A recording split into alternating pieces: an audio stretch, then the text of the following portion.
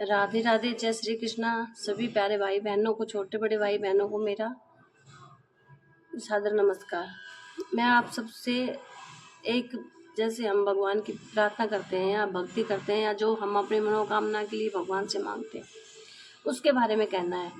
तो हम मेरा कहना ये है कि जैसे हम कहीं किसी भी मंदिर में गए उस भगवान से मांग लिया, किसी भी मंदिर में गए उस भगवान से मांग लिया, लेकिन हमें ये नहीं करना चाहिए। हमें सिर्फ अपना एक आराध्य देव चुनना चाहिए कि बस अब तो मैं इन्हीं की शरण में हूँ। जैसे हम किसी की शरण में हो जाते हैं ना, अनन्य, जैसे ये संत महात्मा हमें बताते हैं, अनन्य, अनन्य का मतलब होता है कि सिर्फ एक। जैसे हमारी शादी होती है तो हम अपने पति के प्रति सिर्फ एक हो जाते हैं कि बस जो भी मेरी ज़िंदगी में अच्छा करना है वो यही करेंगे, अच्छा बुरा जो भी मेरा साथ होगा यही मेरे साथ रहेंगे। तो यही हमारे भगवान के साथ होता है, हमारे साथ होता है कि हम जिस भी भगवान को अपना मान लेते हैं, हम सिर्फ उसी के हो जाएं।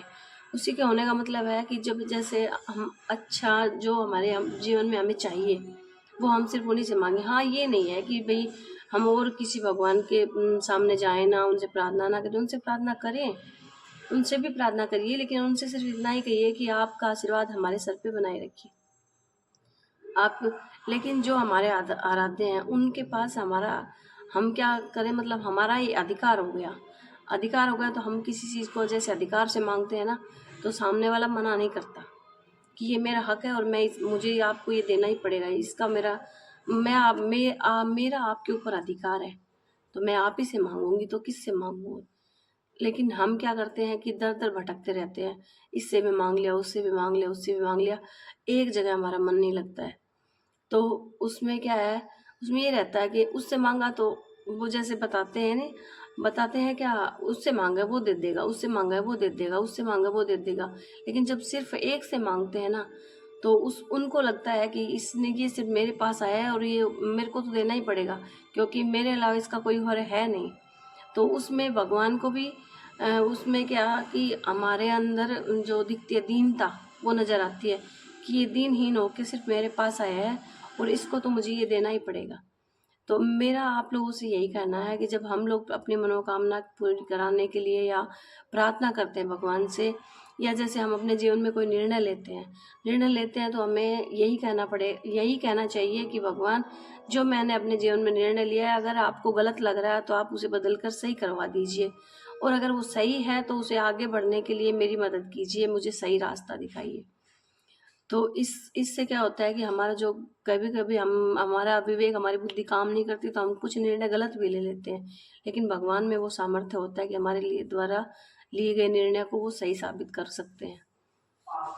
लोगों से मेरा ये वीडियो बनाने का मतलब ये नहीं है कि मैं कुछ ज़्यादा आप लोगों से समझदार हूँ या मैं ज़्यादा ही बड़ी भगत हूँ।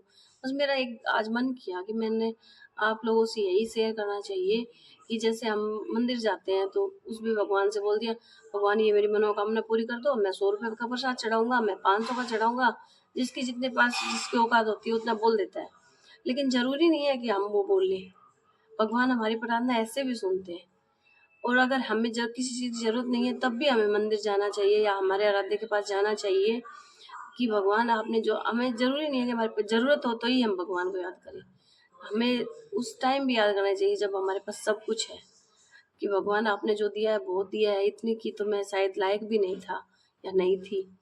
तो इससे क्या है कि हमारे अंदर एक तो अहंकार नहीं आता, और दूसरा कि भगवान को भी लगता है कि ये इसको सब कुछ दे दिया तो ये मुझे तो भूल ही गया, तो ऐसा भी कुछ नहीं होगा।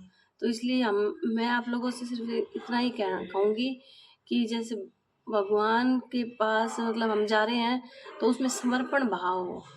ये नहीं कि आज मंदिर गए हैं, आज ये मनोकामना पूरी कर दे, आज मंदिर गए हैं, आज भगवान के प्रसाद चढ़ाया है तो ये मनोकामना पूरी हो जाए, ऐसा नहीं होना चाहिए। ये गलत है।